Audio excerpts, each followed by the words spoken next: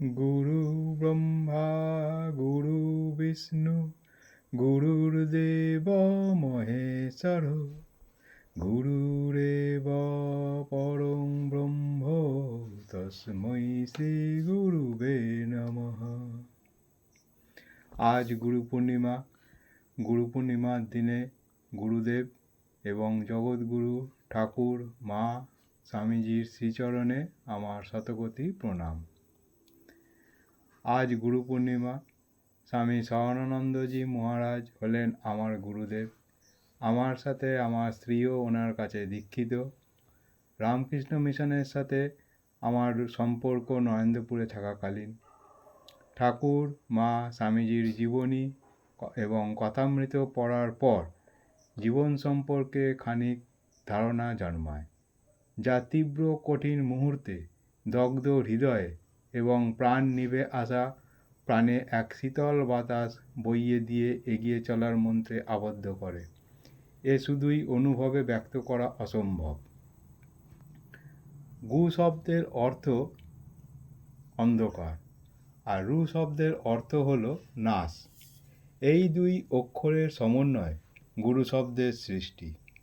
মনের কালিমা, অজ্ঞানতার অন্ধকার, নিষ্ঠুর পঙ্কিল হৃদয় এবং অনুর্বর চিন্তাভাবনায় যিনি জ্ঞানের আলো জ্বেলে দেন, তিনিই হলেন গুরু।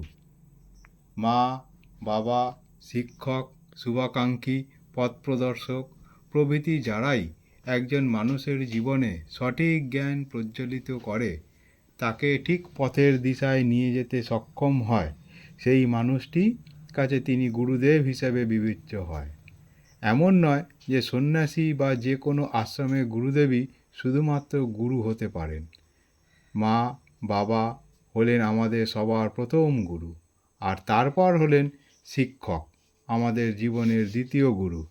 এরপর জীবনের পথ চলতে চলতে ভালো খারাপ উভয় পরিস্থিতির মধ্যে আমরা যখন অনবরত হাবুডুবু খেতে থাকি, তখন আঁকড়ে ধরতে চাই একজনকে, এক অনন্ত আলোকে, এক অপর শক্তিকে, যিনি হাত ধরে সঠিক পথের দিশায় আমাদের নিয়ে পার করে দেন সংসার সমুদ্রে, যিনি নিঃস্বার্থ আমাদের ভালো মন্দের ভার নেন, লাঘব করেন মনের তীব্র দহন।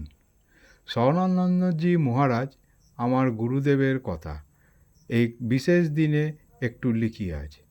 এছাড়া আর কোনো শ্রদ্ধাঞ্জলি নিবেদন করার সাধ্য আমার নেই।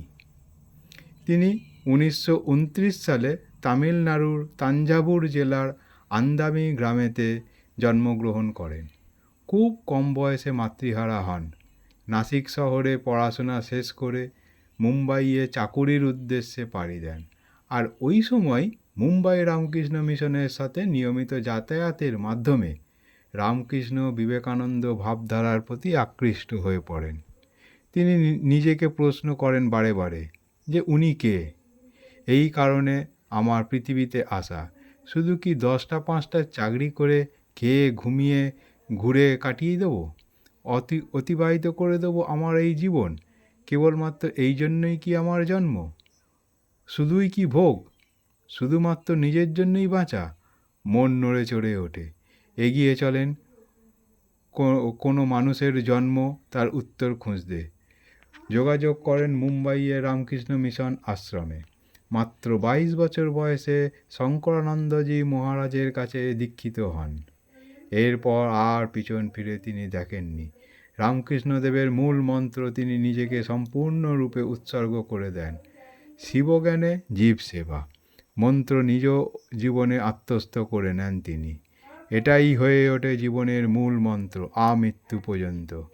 তামিল এবং ইংরাজি ছাড়া এই সময় কোনো রকম ভাষাই তিনি জানতেন না। বেলুড়ে এবং মায়াবতী আশ্রমে থাকাকালীন ভাষা সমস্যায় তাকে পড়তে হয়। থেমে যাওয়া যে হেরে যাওয়ার সামিল, তা তিনি খুব ভালোই বুঝতে পারেন।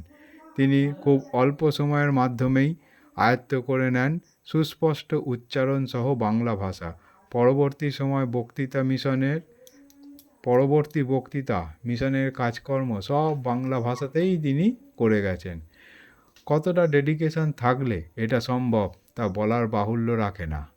প্রচুর কাজ তিনি করে গেছেন জীবনের শেষ সময় অবধি।